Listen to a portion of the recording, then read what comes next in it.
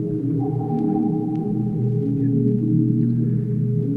friends, this is not a fireside chat on war. It is a talk on national security, because the nub of the whole purpose of your president is to keep you now and your children later and your grandchildren much later out of a last-ditch war for the preservation of American independence and all of the things that American independence means to you and to me and to ours. Tonight, in the presence of a world crisis, my mind goes back 8 years to a night in the midst of a domestic crisis.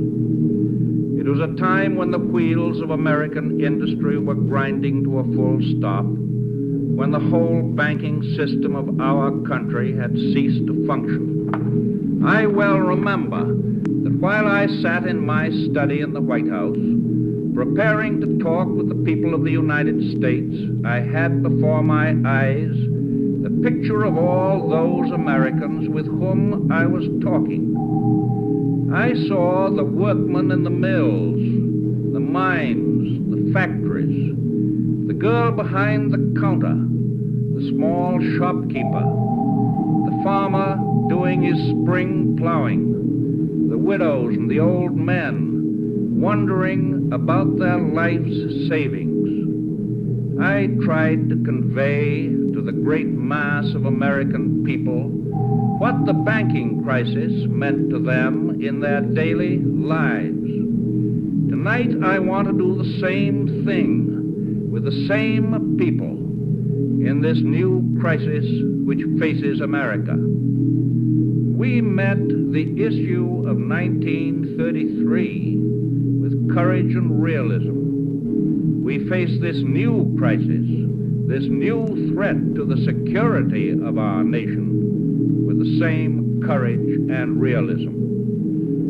Never before since Jamestown and Plymouth Rock has our American civilization been in such danger as now.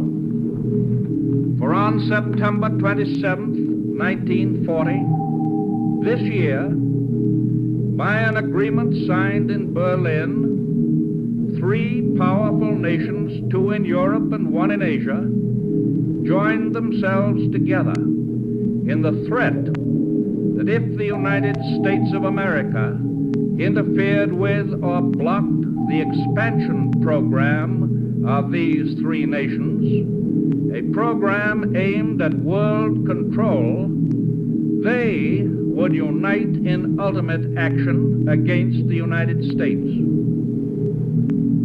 The Nazi masters of Germany have made it clear that they intend not only to dominate all life and thought in their own country, but also to enslave the whole of Europe, and then to use the resources of Europe to dominate the rest of the world. It was only 3 weeks ago that their leader stated this: there are 2 worlds that stand opposed to each other. And then in defiant reply to his opponents, he said this: others are correct when they say, with this world we cannot ever reconcile ourselves. I can beat any other power in the world.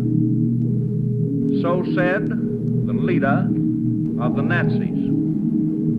In other words, the Axis not merely admits, but the Axis proclaims that there can be no ultimate peace between their philosophy of government, and our philosophy of government.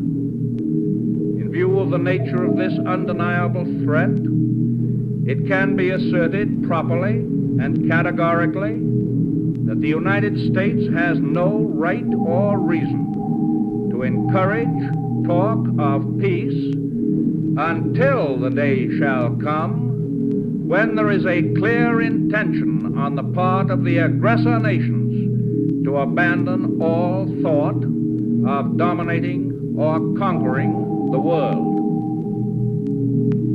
At this moment, the forces of the states that are leagued against all peoples who live in freedom are being held away from our shores. The Germans and the Italians are being blocked on the other side of the Atlantic by the British and by the Greeks and by thousands of soldiers and sailors who are able to escape from subjugated countries. In Asia, the Japanese are being engaged by the Chinese nation in another great defense.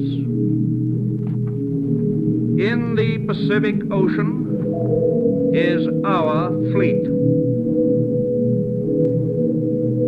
Some of our people like to believe that wars in Europe and in Asia are of no concern to us, but it is a matter of most vital concern to us that European and Asiatic war makers should not gain control of the oceans which lead to this hemisphere.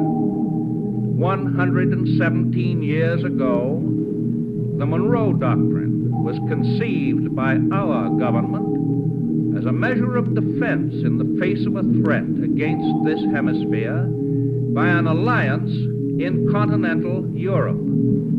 Thereafter, we stood guard in the Atlantic with the British as neighbors. There was no treaty.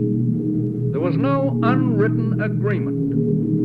And yet, there was the feeling proven correct by history that we as neighbors could settle any disputes in peaceful fashion. And the fact is that during the whole of this time, the Western Hemisphere has remained free from aggression from Europe or from Asia.